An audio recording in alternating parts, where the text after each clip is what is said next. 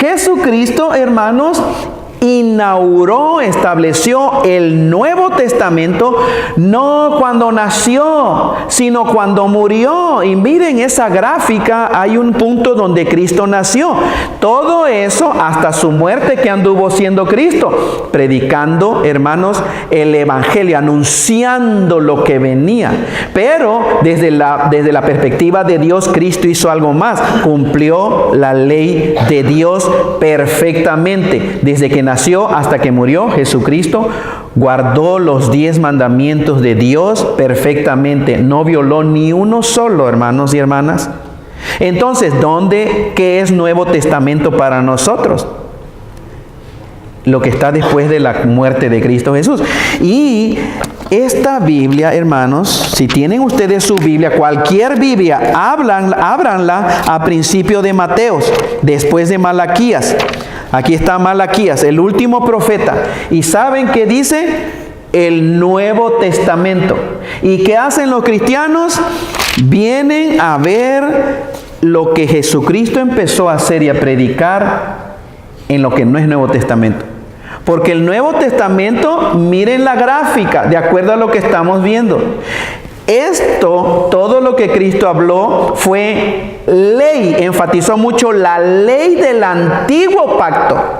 Vino a hacerlo más difícil. Evangelio quiere decir buenas noticias. Antiguo pacto de ley, hermano, decía, no adulterarás. Y los fariseos del día de Cristo Jesús decían, yo nunca he tenido relación sexual con ninguna mujer, por lo tanto, ese mandamiento de no adulterarás, check, ya, pasé, porque nunca he. ¿Saben, hermanos, sí, que Cristo vino y les dijo, no, ustedes no han entendido, este es el verdadero significado de la ley, del mandamiento? ¿Oyeron que fue dicho, no adulterarás? Yo les digo que cualquier hombre que mire a una mujer para codiciarla, ya adulteró en su corazón. Evangelio es buena noticia. ¿Es eso buena noticia para los hombres? Eso no es buena noticia. Eso es la peor noticia que puedan dar a un hombre.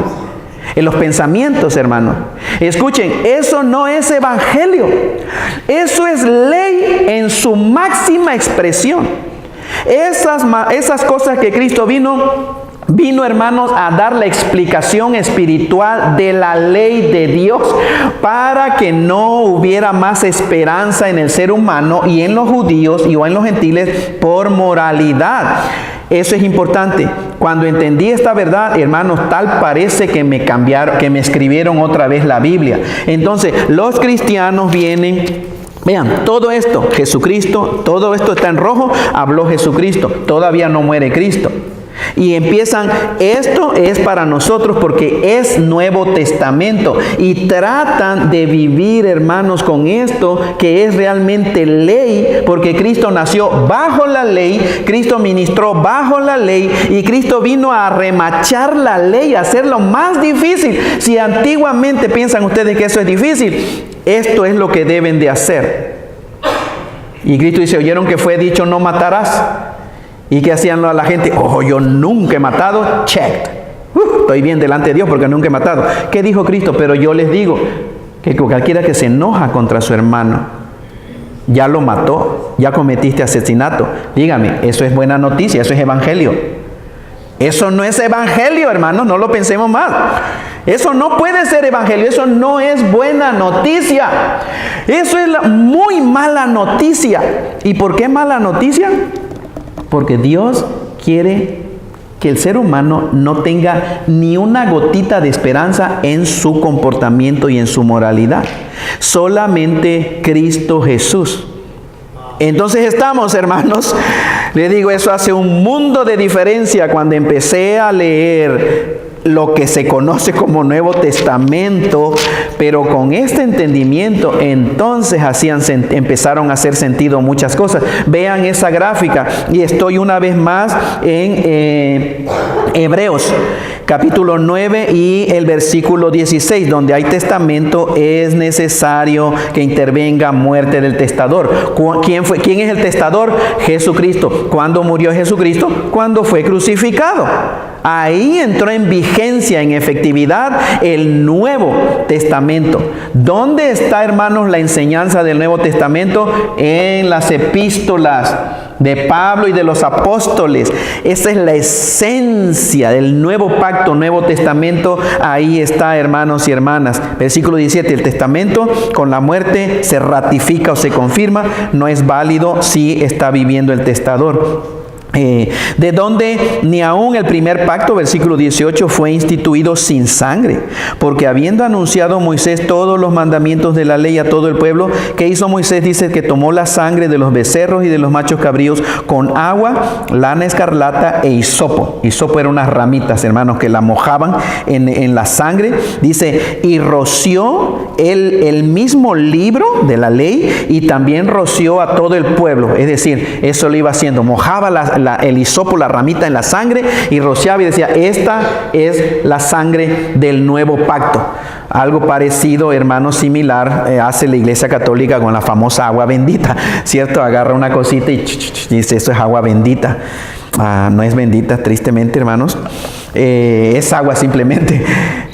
Dice entonces, versículo 20, diciendo, esta es la sangre del pacto que Dios os ha mandado. Hablando del Antiguo Testamento. Y además de esto, roció también con la sangre el tabernáculo y todos los vasos, los utensilios, hermanos, del ministerio. Versículo 22, y casi todo es purificado según la ley. ¿Cómo? Con sangre, y sin derramamiento de sangre, ¿qué cosa no hay, hermanos?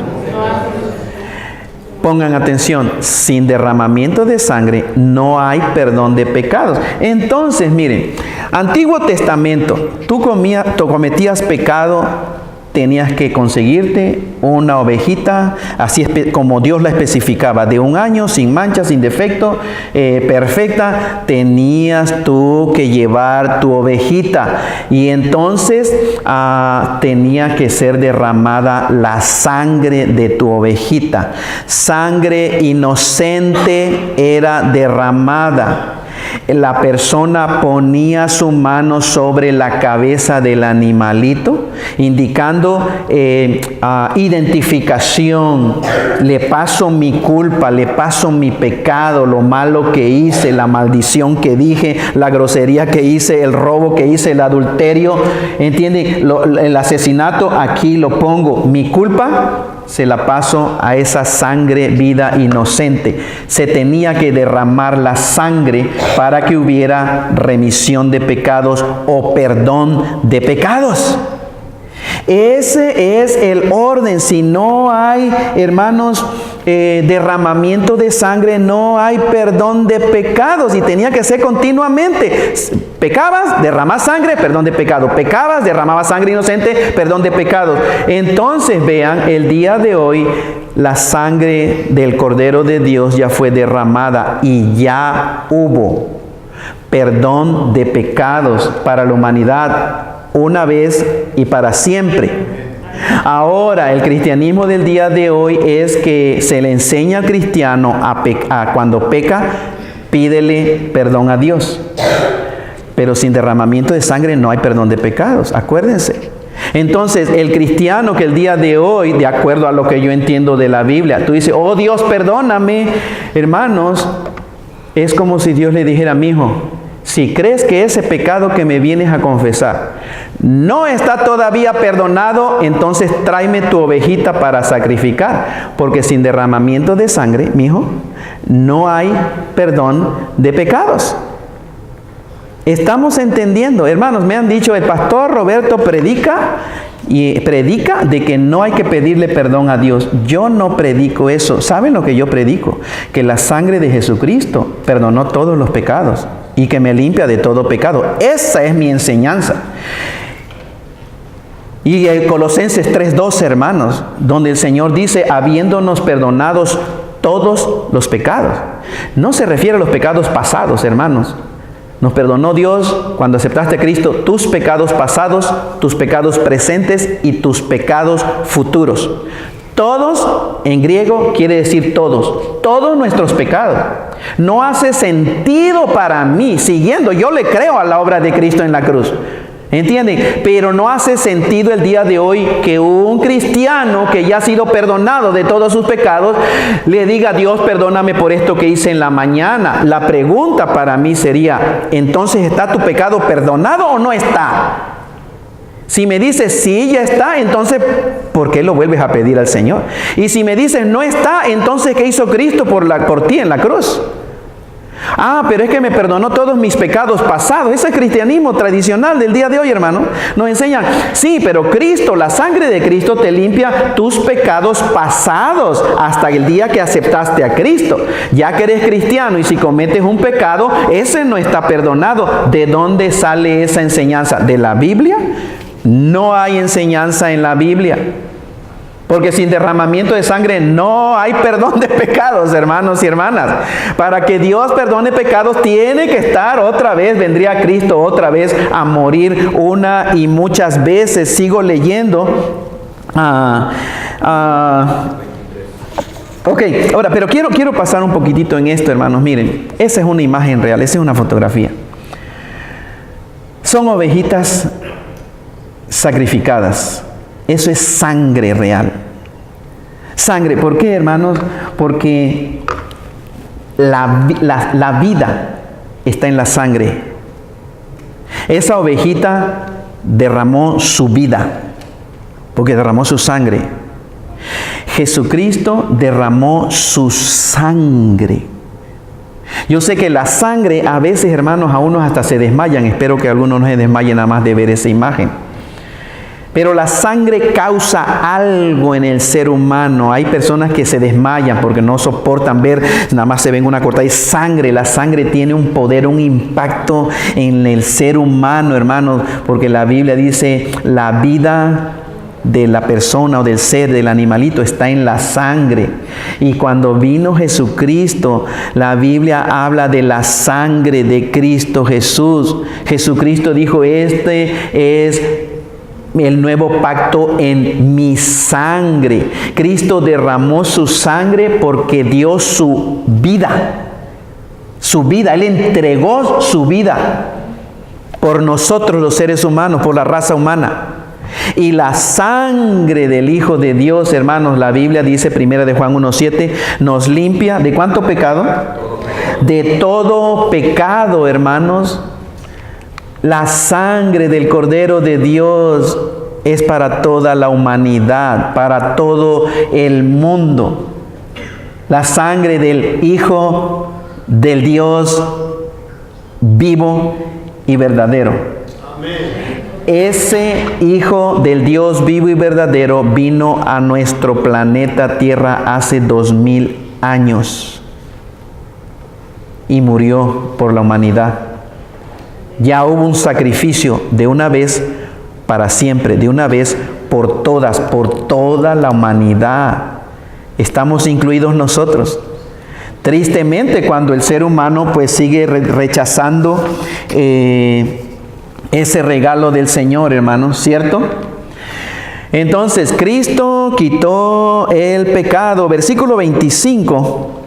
Creo sí, dice, versículo 25, fue pues necesario que las figuras de las cosas celestiales fuesen purificadas así, pero las cosas celestiales mismas con mejores sacrificios que esto, porque no entró Cristo en el santuario hecho de mano, figura del verdadero, sino en el cielo mismo para presentarse ahora por nosotros ante Dios y no para ofrecerse muchas veces. Vean lo que les digo, el Antiguo Testamento, muchas veces el sacrificio. Dice, como entra el sumo sacerdote en el lugar santísimo cada año con sangre ajena. Versículo 26, de otra manera a Cristo le hubiera sido necesario padecer ¿cuántas veces? Muchas veces. Lo que le acabo de decir hace rato, no, Cristo no va a estar muere y muere y muere y muere cada vez que, como los chivitos del Antiguo Testamento, hermanos, cada vez que los cristianos le pidan perdón, tenía que haber derramamiento de sangre. Le hubiera sido necesario padecer muchas veces desde el principio del mundo. Dice, pero ahora en la consumación de los siglos se presentó, ¿cuántas veces?